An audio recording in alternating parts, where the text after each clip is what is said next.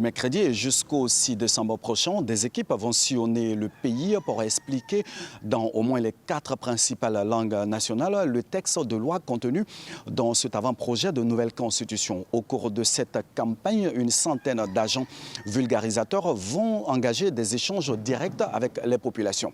L'initiative est censée faire connaître la future constitution, rassembler les Guinéens autour du texte et faire en sorte qu'ils puissent soumettre des amendements avant son adoption par référendum. Ce nouveau texte prévoit notamment une candidature indépendante possible pour les personnes entre 35 et 80 ans avec un système de parrainage.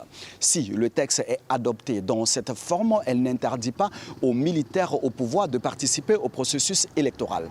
Les principaux partis politiques du pays qui rejettent le document exigent que soient rappelées dans ce futur texte les dispositions de la charte de la transition, à savoir l'interdiction aux membres du régime militaire d'être candidats à l'élection présidentielle. Le Conseil national de la transition, l'organe qui fait office de parlement, affirme que la vocation d'une constitution n'est pas de disqualifier un Guinéen de ses droits civils et politiques. Ces partis politiques estiment que cette campagne de vulgarisation n'est autre qu'une nouvelle manœuvre des militaires pour conserver le pouvoir. De son côté, le président de la transition, le général Mamadi Doumbouya, s'est déjà engagé à tenir un référendum constitutionnel pour faire valider le texte avant la fin de cette année sans qu'aucune date n'ait encore été fixée.